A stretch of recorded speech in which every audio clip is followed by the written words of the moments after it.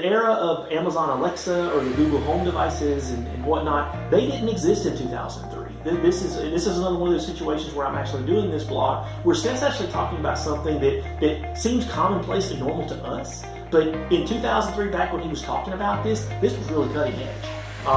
It's actually interesting that and part of the reason I'm doing the blog is we actually get the view from the past of what Seth's talking about.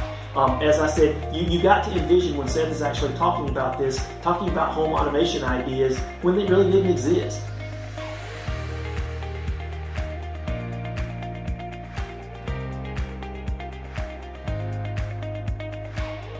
Hey guys, welcome back. I'm David, and this is Swami Dave Says, and we're doing Reading Seth, and today's episode is actually going to be from January of 2003. Now, if you are new to the channel, we do posts from Seth Godin's blog. I'll be reading them and providing some comments and thoughts on the blog posts as we go through. If you are new to the channel and want to know some background on it and kind of know why I did it and why I started it, you can check back to episode 0 where I actually talk about some of the basics for the channel. As I said earlier, we'll be doing January of 2003 today. We've got a sum total of about 6 blog posts we're going to be reading. How Cool Is This, which was from January the 8th in 2003. My New Book, which was on the 17th of January. Marketing Plan for a Marketing Book, which he wrote on January 21st back in 2003. Good post here. Actually one of my favorites, and we're starting off the years in review from 2003 great because I really like this post. And for those of you that are actually going to write a book, you definitely want to focus on that, and I'll have some thoughts at the end as well. Been Thinking About Online Dating was from January 27th. Always Test First was from January 28th. And Lessons Learned in New York City was from January the 30th. What we'll basically be doing is reading the blog posts, and as I said, provide some commentary and background to it. As always, there's links to the original blog posts, as well as any links that he had in the blog post are actually down in the description that you can actually go to it yourself, follow through. I would definitely recommend you checking out Seth's blog if you want to read the material or do some more background from it. But let's go ahead and start out with How Cool Is This? How Cool Is This? January 8th. Check out Glue Labs. This is a new invention, operating system, protocol, device inspired by something I invented one day in the shower.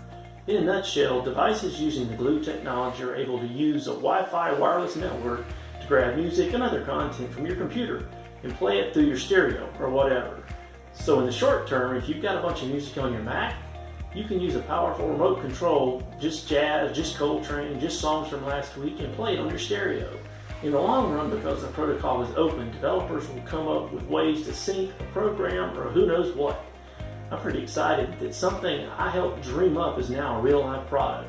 And I also believe this is a major step forward for anybody who's interested in how digital home shapes up smart devices using dumb networks and open systems. Hey guys, I didn't jump in. Sometimes I'll do, you'll notice that is if I hit a salient point. In this case, I did not.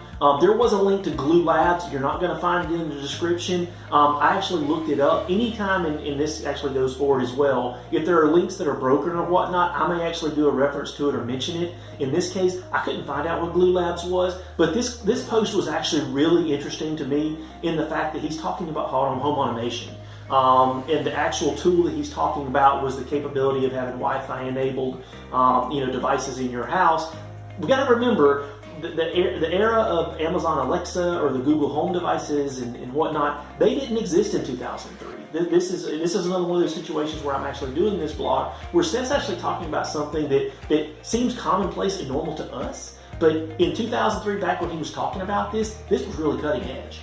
It's actually interesting that and part of the reason I'm doing the blog is we actually get the view from the past of what Seth's talking about.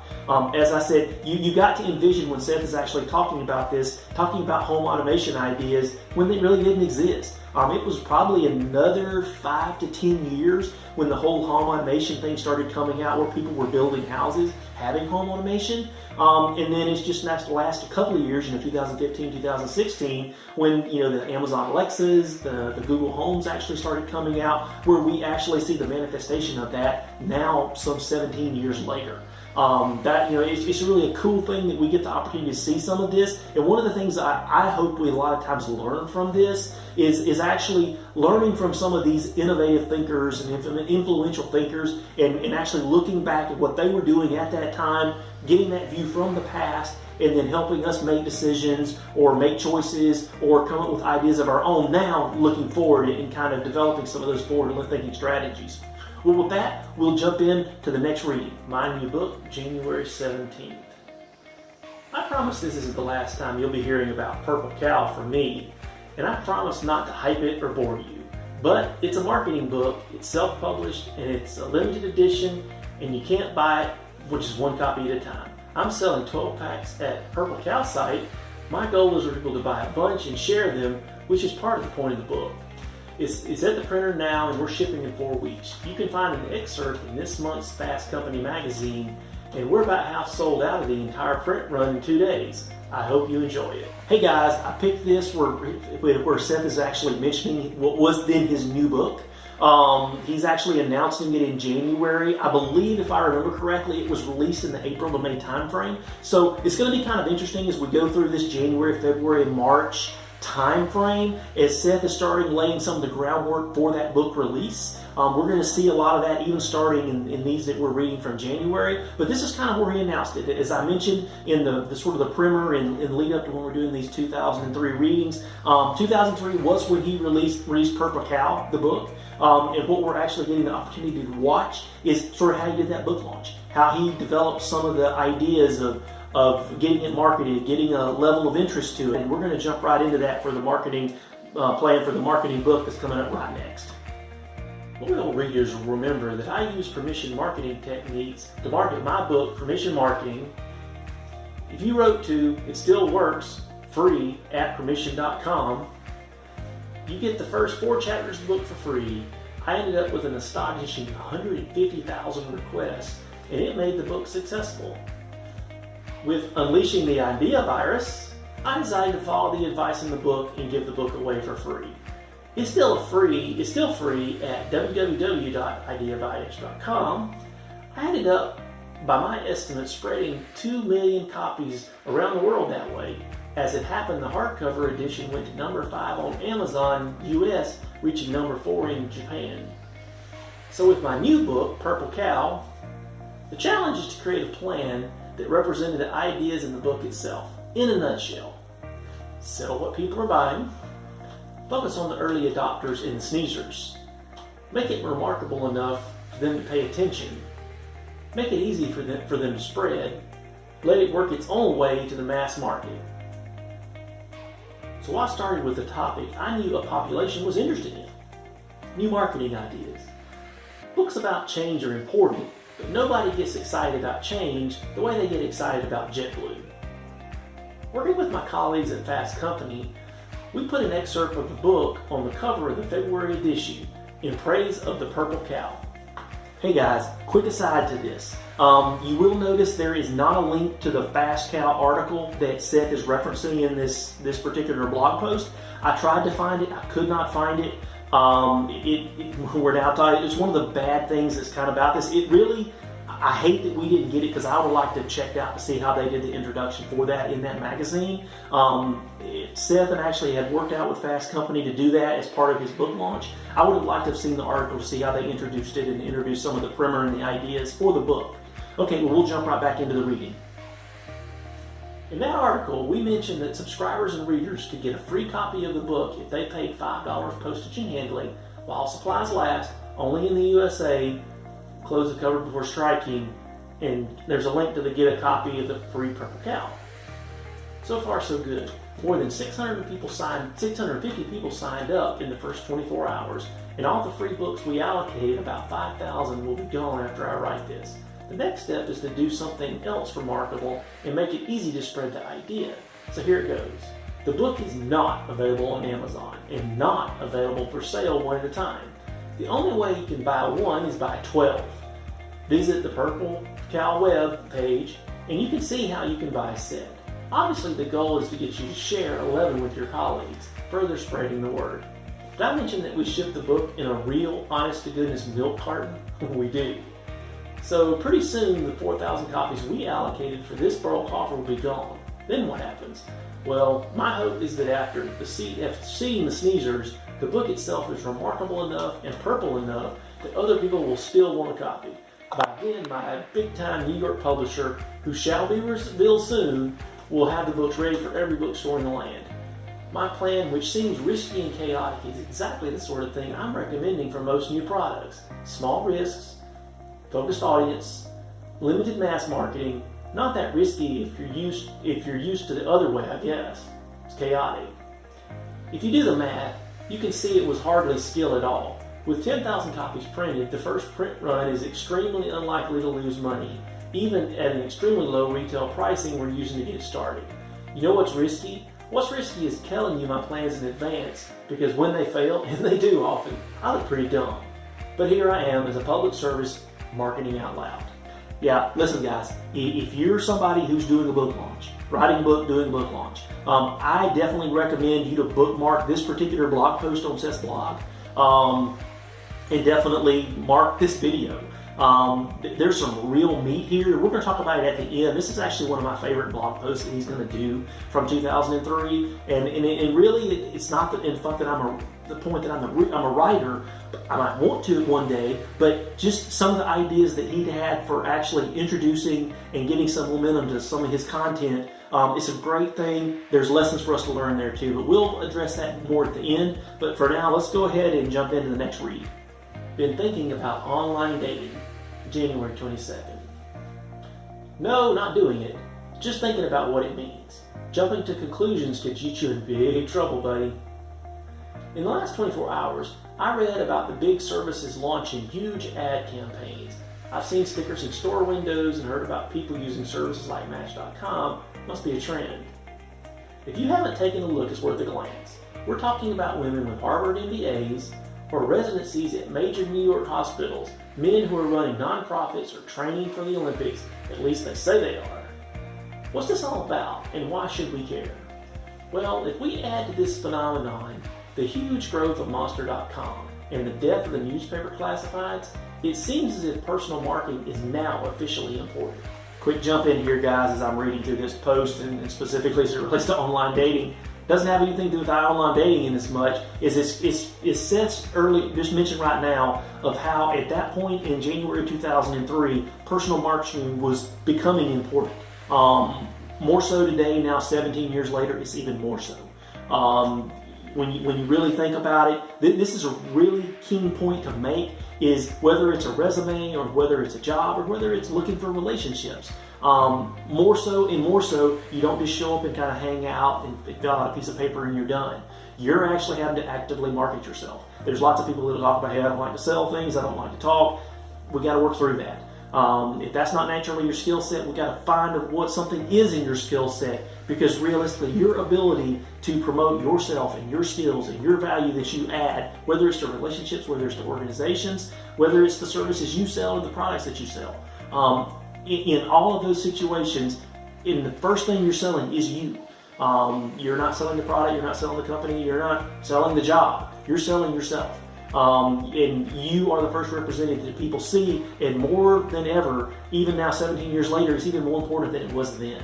But let's go ahead and finish up this post on online dating and jump into the next. You market yourself to get a job. Not wait to find a classified for a job you're qualified for and actually won't.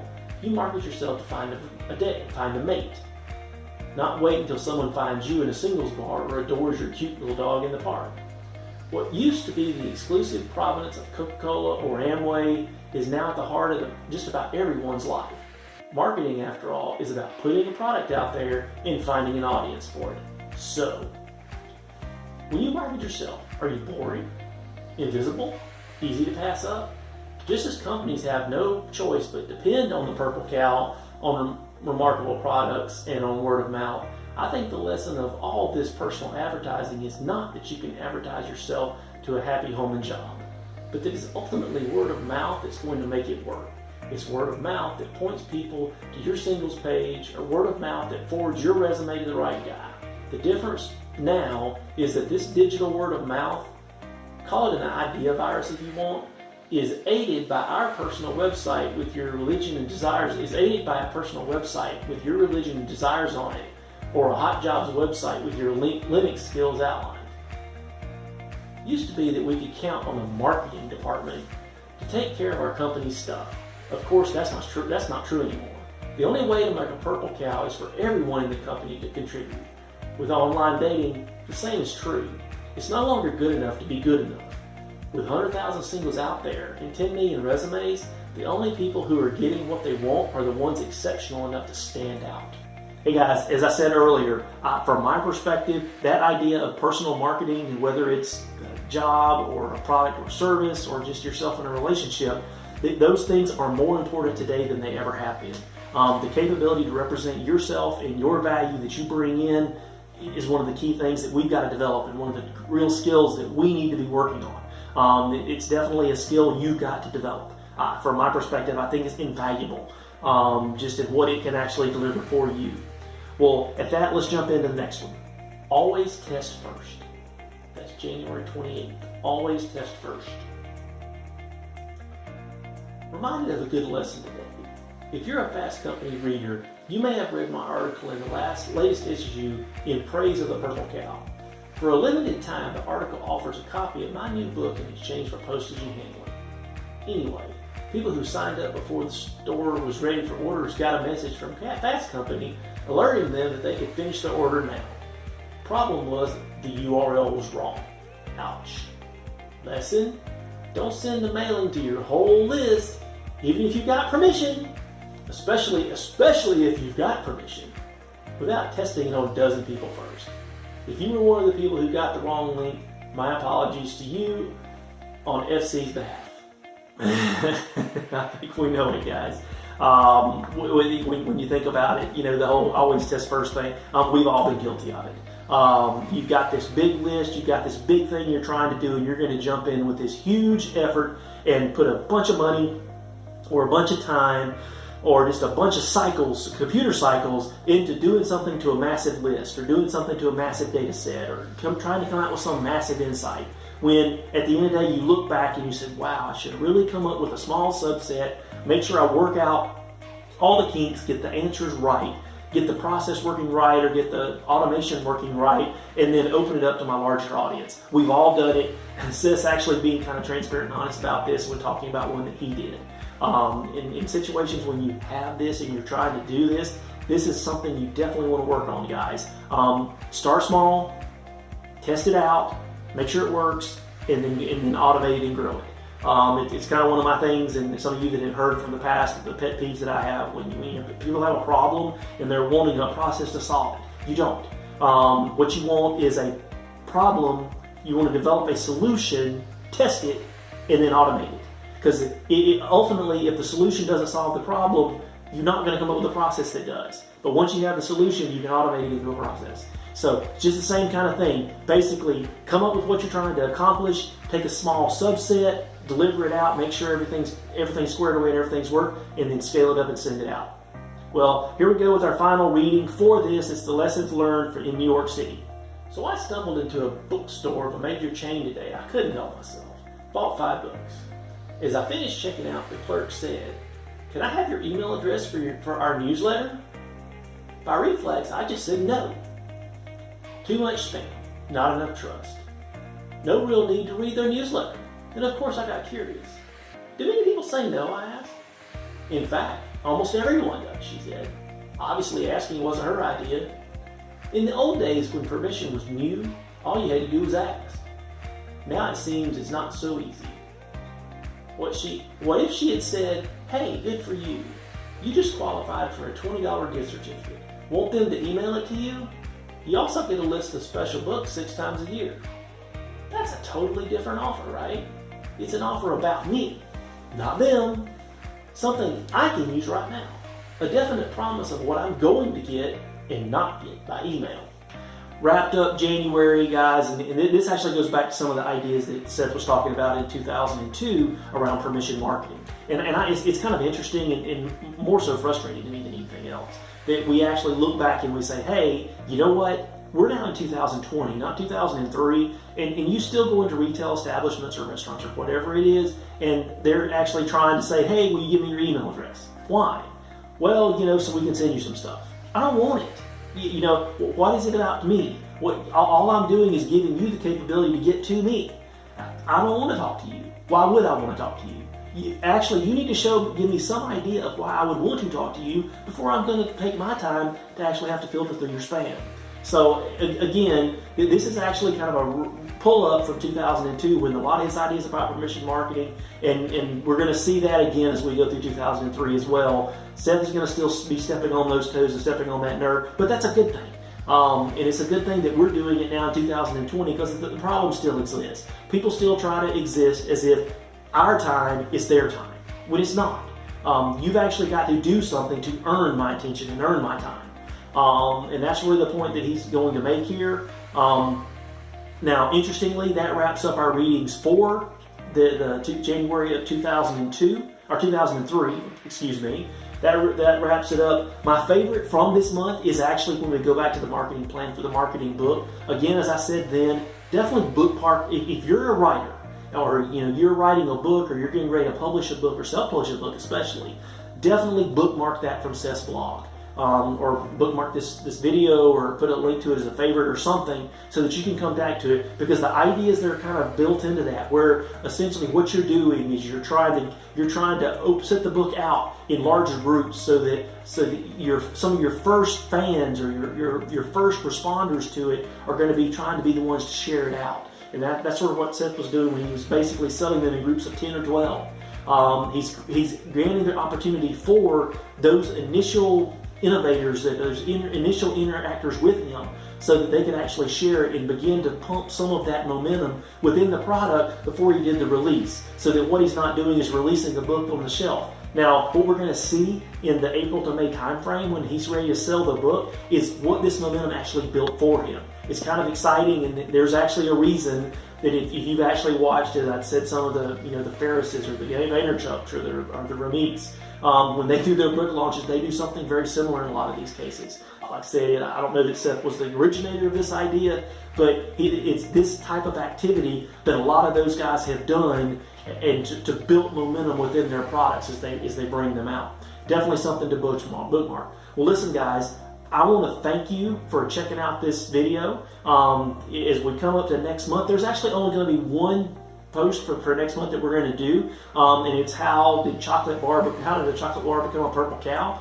That's from February of 2002, so a little bit of primer of what we're going to talk about next month. It's going to be more purple cow. I think more than likely there's a lot of purple cow that we're going to be going through in 2003, and that's a good thing, because the whole idea of actually being remarkable in what you do, or doing it better than somebody else and being noticeable for it, those ideas are something that's even more valuable today in 2020 in the noise and the culture that we have than it might have been even in 2003 when Seth brought it up to begin with. So definitely be on the lookout. That February 2003 video will be coming out very shortly. As you will, definitely go ahead and like this one and subscribe so that you'll be notified, to hit the alert so that you'll be notified when I get ready to release it, probably sometime in the next week or so.